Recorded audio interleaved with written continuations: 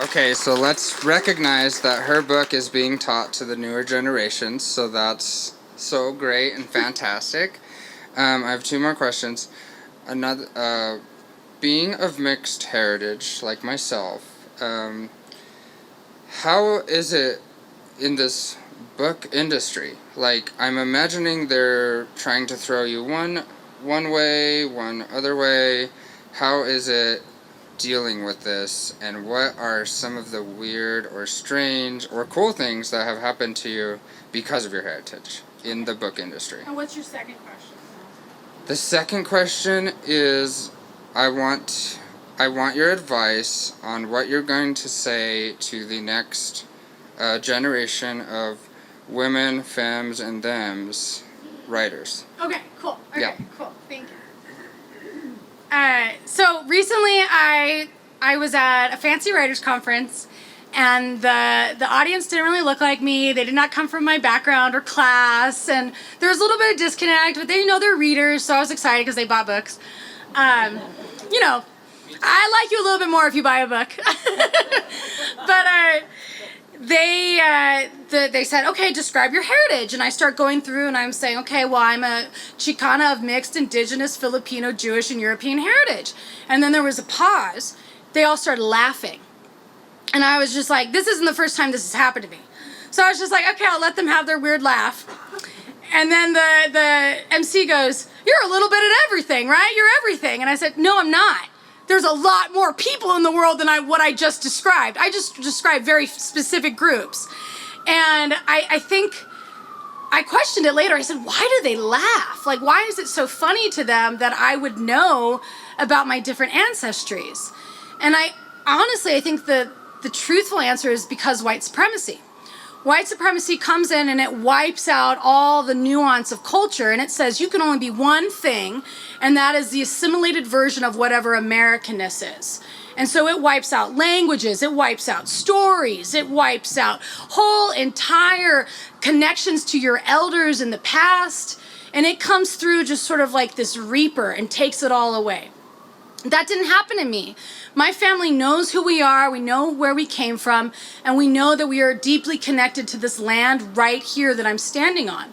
So I can understand why some people would laugh and feel uncomfortable when somebody else would say, no, I am proudly all these different things. It's been difficult, I will say, because my books, I'm often on different kinds of lists. Latina writers, Colorado writers, Indigenous writers. I don't often get on lists for Asian American writers, but my grandfather immigrated from the Philippines, so I am an Asian American writer in some ways. And there's no mixed person lists. Like, that's not a thing yet in the marketing buzzword. And essentially what all of this is marketing. It's a way to reach certain groups, and so those groups know, okay, this book is doing what I want a book to do. So I understand the purpose of it. I actually started a shelf at Westside Books when I was in my 20s called Writers of Color.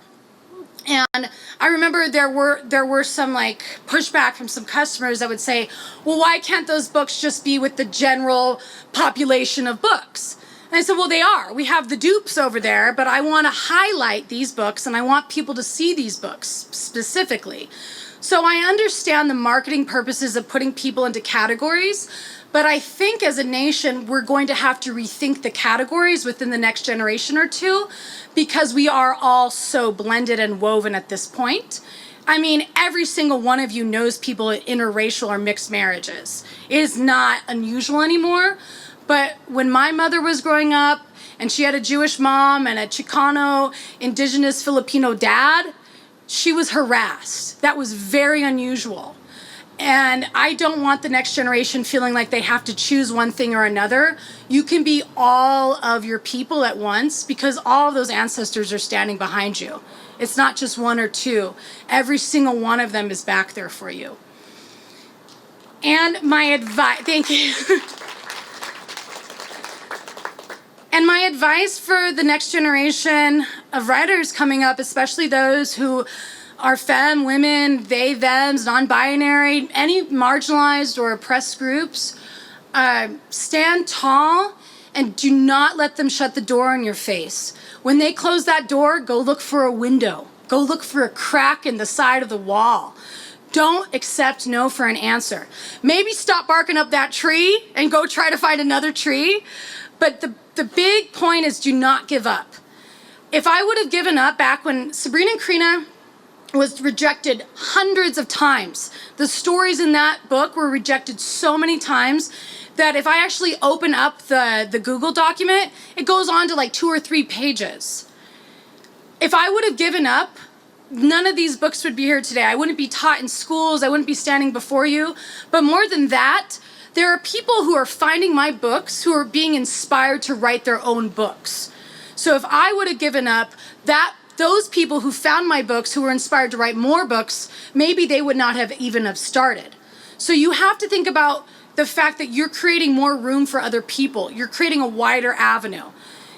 And my next big advice is to sort of let it go a little bit. Focus on the relationship with you and the work and making that stronger. Focus on what you can control. I came to a certain point where I was getting rejected so much that I told myself, it doesn't matter if I ever make it. If I ever become the capitalistic dream of an author that sells lots of books. That doesn't matter. What's going to matter is my relationship with my work and my ancestors. And would you believe it? 2 weeks later, I got a book deal.